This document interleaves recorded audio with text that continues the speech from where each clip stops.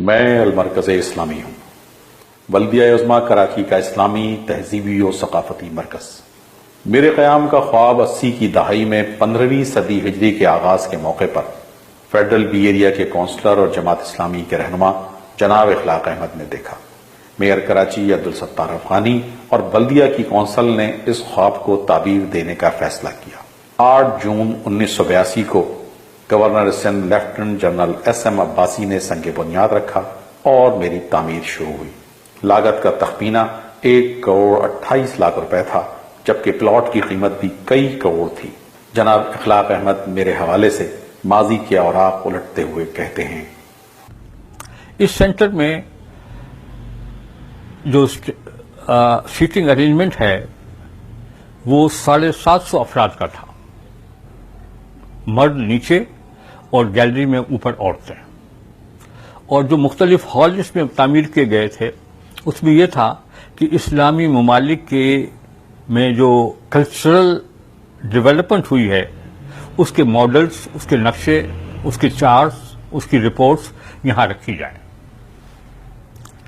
ساتھ میں اس کا خیال یہ تھا کہ اس کو ایک ریسرچ سینٹر کے طور پہ بھی استعمال کیا جائے۔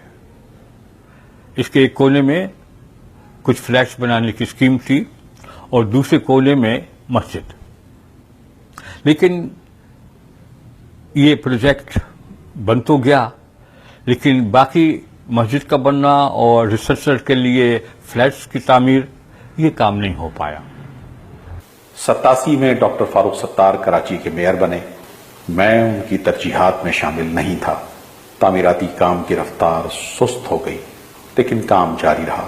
90 کی دہائی میں میری تعمیر مکمل ہو چکی تھی، لیکن ارباب اختیار کی توجہ اور دلچسپی نہ ہونے کے سبب میں ایک خالی عمارت ہی رہا، ادارہ نہ بن سکا۔ 2001 میں نعمت اللہ خان کراچی کے پہلے ناظم منتخب ہوئے۔ شہر کے ساتھ ساتھ میری بھی قسمت جاگ اٹھی۔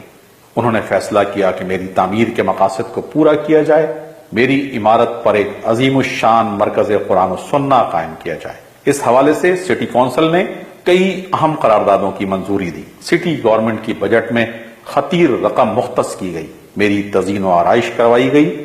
2005 میں آڈیٹوریم کے لیے بیش قیمت کرسیاں خریدی گئیں اور اے سی پلانٹ نصب کروایا گیا۔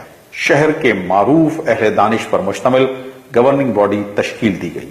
میرے احاطے اور آڈیٹوریم میں مختلف نوعیت کے اسلامی، تعلیمی اور ثقافتی پروگرامات منعقد ہونے لگے۔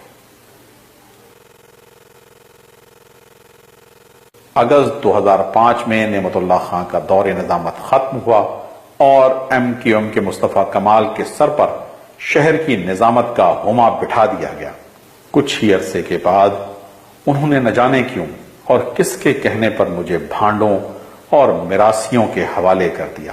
میں المرکز اسلامی سے شانز آڈیٹوریم بنا دیا گیا، لیکچر اسٹیج ڈراموں اور فحش ناچ گانوں کا مرکز۔ اپریل 2012 میں کراچی کے ایڈمنسٹریٹر محمد حسین سید نے اہلیان علاقہ کے احتجاج پر شانز آڈیٹوریم کو سیل کروا دیا، لیکن کچھ ہی عرصے بعد سیل توڑ دی گئی۔ میرے مرکزی دروازے پر المرکز اسلامی کی جگہ مرکز علم و ثقافت کا بورڈ آویزاں کر دیا گیا۔ اگر واقعی بات صرف اس حد تک رہتی تو قابل برداشت تھی، لیکن انتہائی افسوسناک، شرمناک اور حیرت انگیز بات یہ ہوئی کہ مجھے سینما ہال میں تبدیل کر دیا گیا۔ میری پیشانی پر لکھے کلمہ طیبہ کو ظالموں نے سفید رنگ سے چھپا کر اپنے کالے کرتوتوں پر پردہ ڈالنے کی کوشش کی۔ مرکز قرآن و سنہ سینی پیکس بنا دیا گیا۔ شہر کے وسط میں واقع ایک سرکاری عمارت میں پاکستان دشمن پڑوسی ملک بھارت کی فحش اور نیم اریاں فلموں کی نمائش شروع ہو گئی۔ کچھ لوگوں کو میری کہانی پر یقین نہیں آتا۔